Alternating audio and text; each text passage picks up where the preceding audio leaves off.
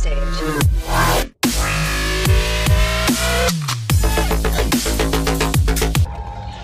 Bonjour à tous. Alors aujourd'hui je vais vous présenter, faire une petite review de la caméra Runcam Eagle qui n'est pas encore sortie mais ça va pas tarder. Runcam a gentiment offert, prêté une caméra pour que je puisse la tester. Alors il s'agit d'un sample, hein, donc c'est une version non définitive qui peut être sujet à changement aussi bien sur le package que le logiciel de traitement. Voilà, donc il s'agit d'une petite caméra en 800 TVL avec le GWDR dedans, une nouvelle technologie de gestion de luminosité, très efficace.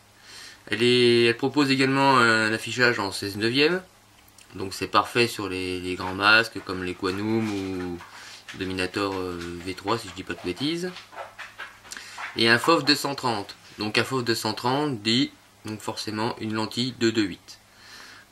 Elle est en pâle celle-ci, mais on peut sélectionner pâle ou NTSC dans le menu d'affichage. Alors dans le petit pack, la caméra, hop, au format plutôt courant qu'on a l'habitude de voir régulièrement. Le boîtier est en magnésium, pas en plastique, donc c'est un petit peu plus solide que les caméras plastiques. Par contre attention avec les visseries, le magnésium c'est conducteur, hein, c'est du métal, donc attention avec la visserie quand on fixe sur du carbone, qu'elles aillent pas trop loin ou qu'il n'y ait pas de court-circuit. Au niveau des branchements, deux fiches, une petite classique pour le branchement au VTX avec l'alimentation et une grande fiche à côté pour l'OSD. Donc pas de trucs compliqués comme par exemple la dernière Foxeer avec l'OSD pour le voltage d'hypo, celle-ci ne le propose pas. La lentille énorme. Donc attention, selon les frames et les châssis, ça peut être un peu plus compliqué. Mais sa taille, c'est bien une 2.8 quand même. Après vérification, c'est bien une 2.8. Voilà.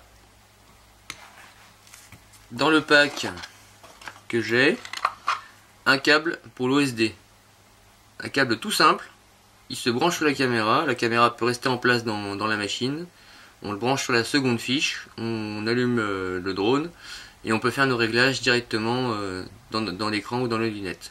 Pas de branchement compliqué avec un transformateur ou des câblages à modifier, quoi que ce soit. C'est plutôt bien foutu, bien pensé. J'apprécie beaucoup ce genre de choses. La simplicité, ça prime en FPV, surtout quand on va faire des réglages comme ça évite de tout démonter.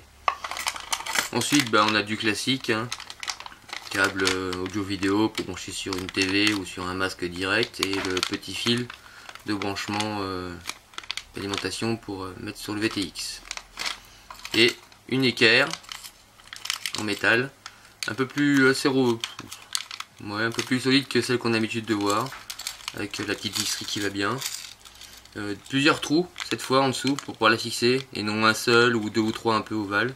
C'est pas mal, ça permet de s'adapter à pas mal de frames, et la classique double lune pour pouvoir orienter la caméra facilement avec un double serrage de vis. C'est pas mal, ça permet de mieux les maintenir que les anciennes des équerres dans le temps. Voilà, pour la présentation générale. Bon, la mienne est un peu abîmée hein, parce que j'ai fait un peu subir quelques tests, hein, normal, hein, je l'ai monté sur une machine. Et pour resserrer un peu tout ça, j'ai un peu abîmé la caméra.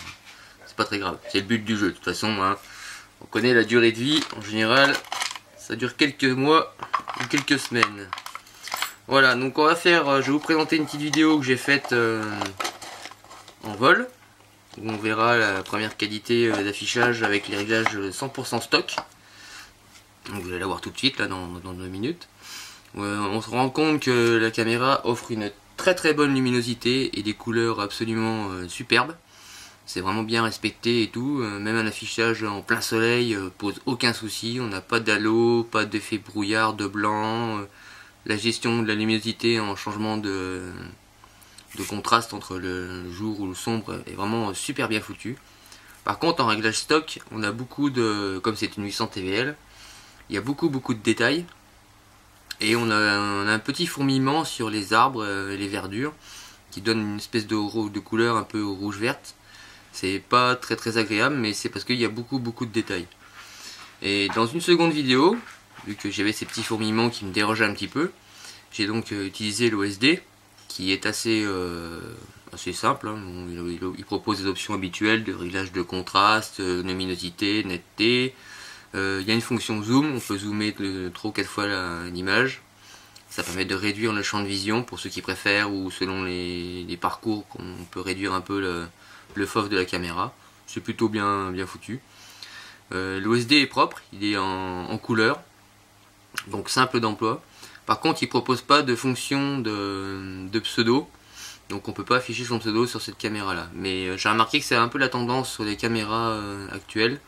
Cette fonction a tendance à disparaître, vu qu'on utilise de plus en plus de petits OSD intégrés à des PDB ou ajoutés pour pouvoir avoir plus de fonctions. Autre point important, beaucoup de caméras, lorsqu'on a un micro OSD, font scintiller le micro OSD. C'est un problème de taux de rafraîchissement, que la caméra peut être un peu spécifique ou l'OSD a un peu de mal à gérer. Là, avec cette caméra là, il y a zéro défaut. L'OSD est propre et net du début à la fin, qu'on voit le full gaz ou pas, il ne bouge pas. Un très bon point. Voilà, donc dans une seconde vidéo où j'ai ajusté un peu les réglages, surtout la netteté et un peu la luminosité pour atténuer un peu l'effet fourmillement. Vous vous rendrez compte que la qualité est vraiment très bonne et cette caméra me plaît beaucoup, donc je l'ai adoptée. Et je pense que j'en achèterai peut-être sûrement une deuxième pour monter sur une seconde machine.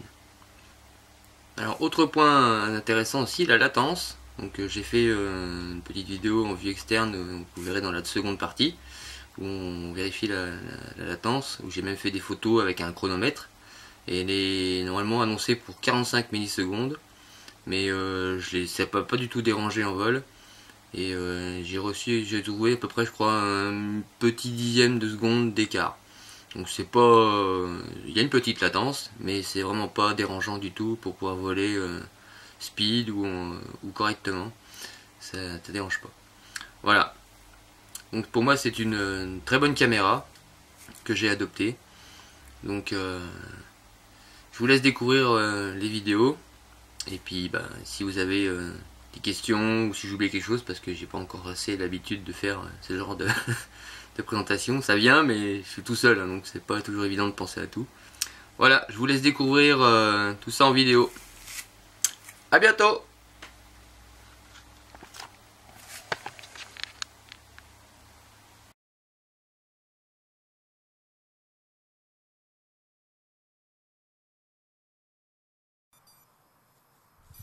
Alors, test vidéo de la caméra Eagle, Runcam Eagle. Moi, je la trouve pas trop mal. Elle est un petit peu trop surdéfinie. Je pense qu'après réglage, on pourra l'affiner un petit peu pour qu'elle soit pas si fouillonne. Parce qu'il y a trop ça fourmille de détails. Et c'est un peu beaucoup quand même. Sinon, elle est pas mal. Elle respecte bien les couleurs. Là, plein soleil. Vous voyez, absolument aucun souci. Alors que je suis en plein dedans. Voilà. Changements de luminosité sont très très bien gérés. On dit merci le WDR. Voilà. Bon, on va faire un petit test en vol.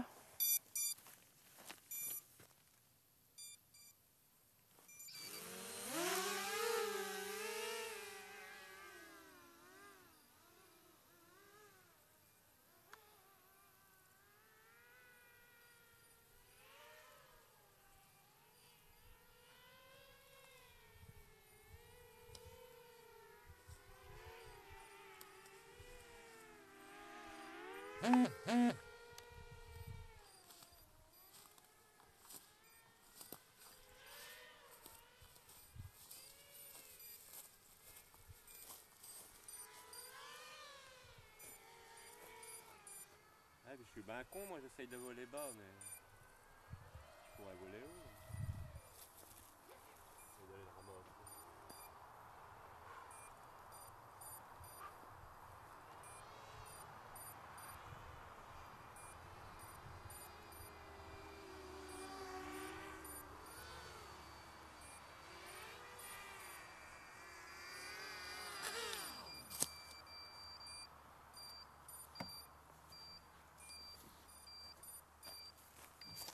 J'avais plus de piles!